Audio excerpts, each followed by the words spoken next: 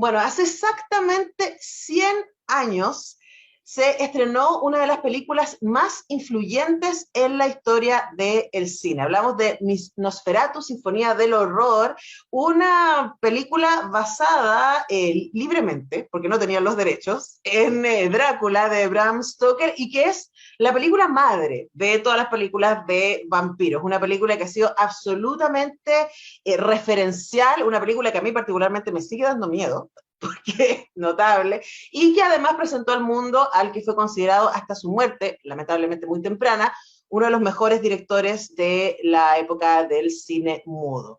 Estamos con el director del Departamento de Extensión de la Universidad de Santiago de Chile, Andrés Zúñiga, quienes junto al Goethe Institute y otras instituciones han estado trabajando para presentarnos una maravillosa propuesta de actividades para celebrar los 100 años de Nosferatu. Andrés, ¿cómo estás? Bienvenido.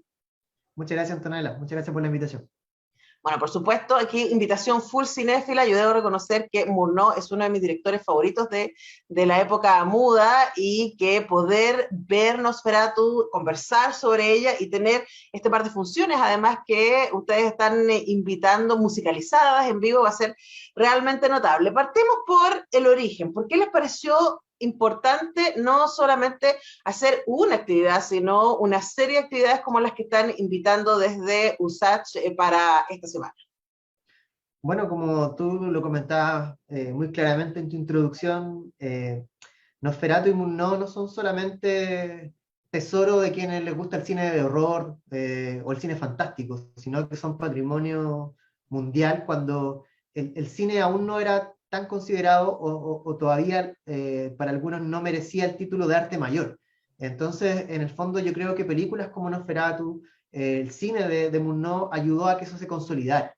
Yo creo que Murnau en el fondo logró en sus películas emparentarse con la tradición pictórica, o sea, convirtió al cine en otra cosa, liberó la cámara en muchos sentidos. Entonces, era esencial poder referenciar y homenajear esos 100 años de una de las películas más importantes de la historia del cine, pero también entendiendo que la sombra de Nosferatu es mucho más amplia que solamente el cine. En la figura de Nosferatu y por ende la figura del vampiro también se ha metido en distintas disciplinas. Y en ese sentido quisimos hacer un ciclo que diera cuenta de eso, diera cuenta de la dimensión pictórica del vampiro, diera cuenta de la dimensión cinematográfica y también de la investigación y la academia que se ha generado en torno a esta figura. Entonces, por eso creíamos pues, o sea, dar solo a Nosferatu no es solo, o sea, es un hito importante siempre que se dé, pero sentíamos que no podía ser solo eso, que teníamos que también crear un contexto y un marco que pusiera realmente en valor a la figura de este director y a la figura del Conde Orlok en la película. Entonces, por eso invitamos a distintas personas de distintas disciplinas para que reflexionáramos en torno a estos 100 años que, que nos ha acompañado este vampiro único e inolvidable en la historia del cine. Como tú dices, tal vez el más terrorífico que nos ha dado la pantalla. A mí me pasa, yo todavía, y hay algo ahí en la manera que Murnau construyó Nosferatu, que sigue causándonos muchísima inquietud, ¿no? Quizás tiene que ver con la materialidad, con el hecho de que los efectos a los que podía tener acceso en ese momento eran tremendamente físicos. O sea, es como hay una parte, por ejemplo, para que la gente se le imagina, en que vemos a Murnau levantarse de la tumba, básicamente en un solo movimiento, ¿no? Sin moverse, claro, y el actor estaba acostado en una madera que, ¡pum!, levantaron, pero el efecto en el contexto es tremendamente inquietante y sigue siéndolo. Ahora, como tú dices, hay muchas maneras de acercarse a Nosferatu, todo lo que pasó antes y todo lo que pasó después, ¿no? Y quizás también poniendo un poco de contexto, y aquí me sale la profe de Historia del Cine que llevo adentro, instalar la idea de que Nosferatu es para algunos, porque también es un concepto bien discutido, una de las películas clave del expresionismo alemán que se vino a alimentar del expresionismo pictórico, que en Alemania ya tenía un par de décadas y que va a transformar el cine en una herramienta de inquietud. Y eso también es muy interesante porque esa idea de que ya no es solamente el malvado lo que me inquieta, sino todo el entorno, es algo que luego va a llegar al cine masivo, a través del cine negro, el cine de horror, en el Hollywood ya de los años 30, al que van a llegar muchísimos realizadores y realizadoras europeos con este contexto. Ahora, lo que a mí me parece interesante marcar ahí también, Andrés, tiene que ver con ese contexto de entreguerras en que se realiza Nosferatu, ¿no? Y cuánto de la inquietud que Murnau pone ahí tomando el relato de Bram Stoker también tiene que ver con la inquietud de época. Y quizás también ahí hay una clave para leer la idea, ¿no? Totalmente, o sea, todo el cine de la República de Weimar, ¿no es cierto?, de este periodo entre guerras, al menos para mí, eh, en lo que respecta por lo menos al cine fantástico, creo que esa es la real década de oro. O sea, generalmente se habla de la década de oro de los años 30, donde, bueno, la Universal hace Drácula, Frankenstein, La novia Frankenstein y otros clásicos hermosos, todos ellos y muy valorados, pero para mí la real década de oro del cine fantástico está en eso, entre 1914 a fines de los años 20, donde no solamente Murnau, también Paul Wegener, Fritz Lang, Robert Wiene, hicieron estas películas maravillosas que tenemos la oportunidad de verlas todas a 100 años casi de su filmación. Toda esta década va a ser una década de celebración de ese cine, que yo creo que es importante en todas las dimensiones. Como dices tú, bueno, el mismo Murnau se fue a Hollywood también, Paul Leni y otros que hacían la obra de dirección en Alemania terminaron como directores de fotos y distintas cosas haciendo en Hollywood, pero efectivamente yo creo que ahí se sientan las bases de lo que es el género fantástico hasta el día de hoy. Por eso nos parece tan espeluznante a un Nosferatu, porque es un ejercicio hecho a conciencia que después Hollywood, claro, se simplificó de alguna forma. Sí. Y eso también yo creo que pasa por la llegada del sonoro también. Justo a esta generación le tocó ese límite entre ambas cosas, y llegaron a un punto de desarrollo técnico, argumental, fantástico. O sea, y no solamente en Nosferatu, cuando uno ve el último, por ejemplo, de Murnau, no hay intertítulos.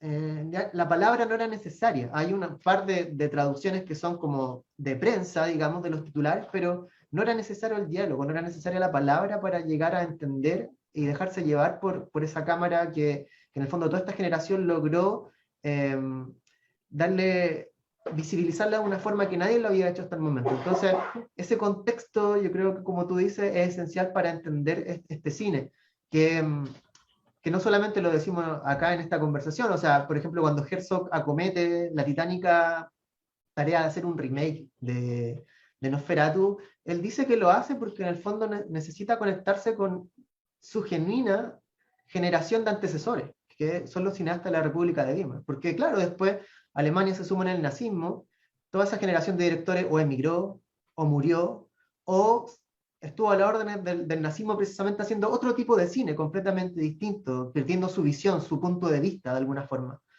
Y eso no se recupera hasta la llegada del nuevo cine alemán, una nueva mirada. Entonces esa generación, Fassbinder, Herzog, Estamos hablando 50 años Barocchi, después. digamos, claro, se reconocieron en Murnau, se reconocieron en todos estos cineastas, y yo creo que, que no es casualidad que Herzog decida hacer Nosferatu.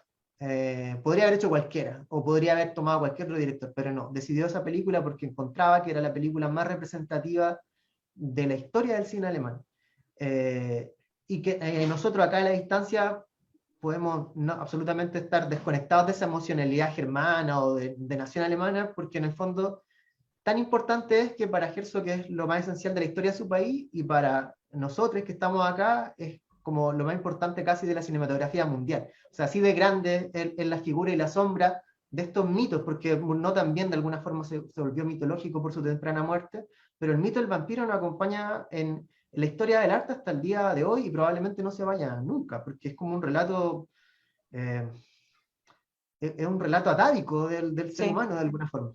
Ahora, ahí me detengo en dos cosas, ¿no? Para contextualizar la relevancia de Nosferatu. Por un lado, el mito del vampiro, y por otro lado, Murnau mismo. Y tú hablabas del último, que es una película que no tiene nada de fantástica, es una película brutal en su realismo, y que, como tú dices, marcó el máximo avance que podía tener el lenguaje cinematográfico en sí mismo antes de la llegada del sonido. Una película que es brutalmente conmovedora, y brutal es la palabra, ¿no? Eh, que expresa, ¿cierto?, la soledad del hombre, la debacle de un señor que lo jubilan y que ve como su estatus y su mirada sobre sí mismo y la mirada de otros sobre sí también decae, y es muy brutal, y eso se hace poquito antes de que Murnau se vaya a Hollywood y de que llegue el sonido. En Hollywood hace otra película increíble que se llama Amanecer, que si la encuentran por ahí, por favor, véanla.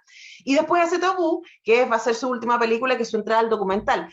Ahí solo por nombrar esas cuatro películas, y hay muchísimas más, Murnau siempre está llevando el lenguaje cinematográfico un poquito más allá de lo que se había hecho hasta ese momento. Y eso es alucinante de ver cuando uno puede ver en qué contexto él estaba realizando estas películas, ¿no? Y por otro lado, entonces está esa mezcla de ese genio cinematográfico y por otro lado tomar este relato del vampiro y generar este nivel de entusiasmo hasta el presente. O sea, la cantidad de películas de vampiros, los relatos que siguen existiendo de los vampiros, qué crepúsculo ni crepúsculo. La cosa funciona desde acá. Ahora, Andrés, pensando en eso también, ustedes han dedicado toda la semana, llevan desde el lunes celebrando y ahora mismo, hoy miércoles a las 11, hay una actividad, hay un conversatorio en donde la gente también puede participar. Eh, Siendo parte, ¿no? De, en este caso, una charla sobre la película y las adaptaciones de Drácula que le siguieron, especialmente la 31, protagonizada por Bela Lugosi, pero además están teniendo el jueves, y ahí vamos a ver si nos da para llegar, una función muy especial de Nosferatu que va a ser musicalizada. Contemos lo que va a estar pasando mañana. Sí, bueno, antes mencionar brevemente la persona que nos va a acompañar en la charla de hoy miércoles, que David J. Scull. Yo siempre lo digo, creo que es la persona viva que más sabe sobre Drácula. Así que es un honor tenerle, un privilegio, porque no hay mucha literatura asociada, traducida al español. Y afortunadamente sus libros han sido ahora traducidos recientemente por una editorial española, y tenemos la primera biografía en español de Bram Stoker, que es la que hace de J. Skoll. Y lo que tú mencionabas al principio, cuando decías que Nosferatu era una versión pirata de Drácula porque no pagaron los derechos, fue David quien por primera vez puso eso en un libro, en los 80.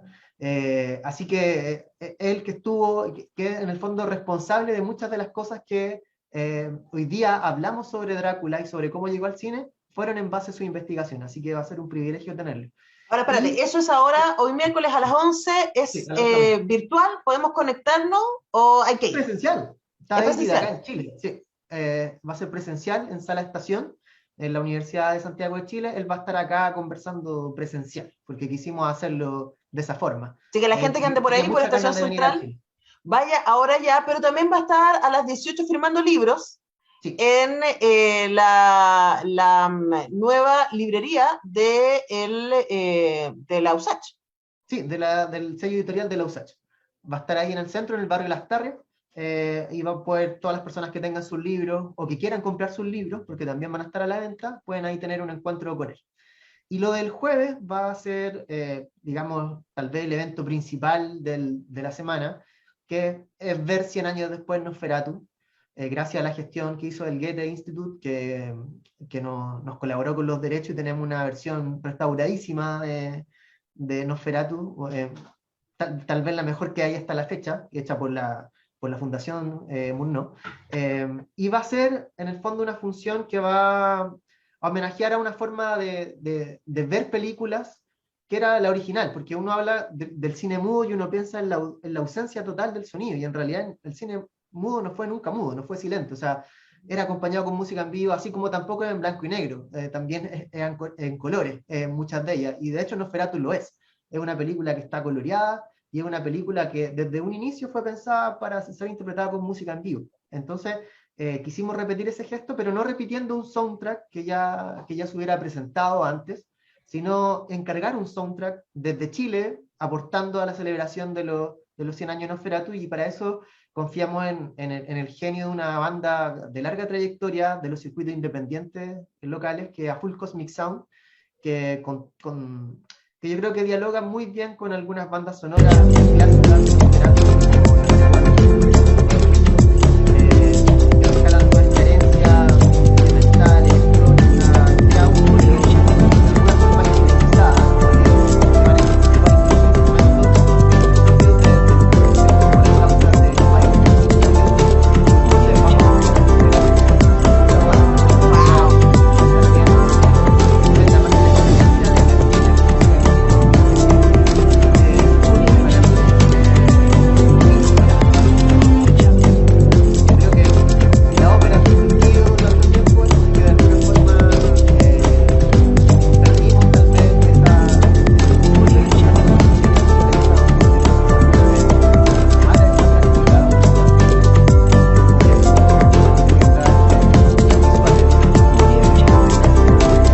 Bueno, sabemos que cada vez que sucede un evento donde se musicaliza una película en vivo, la recepción es espectacular. Esto es mañana, jueves 16 a las 19 horas en el Teatro Aula Magna Usach. ¿Cómo se hace para ir?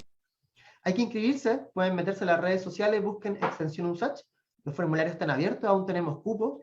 Afortunadamente el Ministerio de la Escultura tiene un nuevo protocolo para espectáculos artísticos, así que nos permite tener aforo completo en el teatro, así que todavía quedan algunos cupos ahí disponibles para que se puedan inscribir. Excelente. Y después se viene una fiesta vampira en Blondie. Sí, sí. Bueno, ¿qué otro lugar más propicio que ese? O sea, en el fondo quisimos trabajar con Blondie para reconocer precisamente el rol que han tenido durante décadas de ser un espacio de comunión para todos los interesados de esta tribu urbana, ligado al dark, a lo alternativo, y por supuesto donde Nosferatu podría ser claramente la cara oficial de la Blondie sin ningún tipo de problema. Sin ningún tipo de problema. Ahora, se me va el tiempo muy rápido, así que voy a ir solo ahí dar los titulares. El viernes 17 a las 18:30 horas se va a realizar la charla online Diálogos en torno a la obra de Murnau por Carlos Obando, restaurador cinematográfico, y el sábado 18 a las 19 la película de Murnau va a ser nuevamente musicalizada en vivo, ahora por Juan Pablo Cachiutolo, en una actividad organizada por la Sala K en Espacio del Ángel. Toda la información la pueden encontrar en las redes sociales de Extensión USACH y también en la página web extensión.usach.cl. Hemos estado conversando con el director del Departamento de Extensión de la Universidad de Santiago de Chile, curador del ciclo Nosferatu, un siglo de horror, Andrés Zúñiga. Andrés, muchísimas gracias por este tiempo con Radio Universidad de Chile. Gracias, Tía Antonella, por la invitación. Y nosotros con esto tenemos que ir despidiendo el programa. Muchas gracias por dejarnos acompañarnos y nos encontramos mañana a las 10.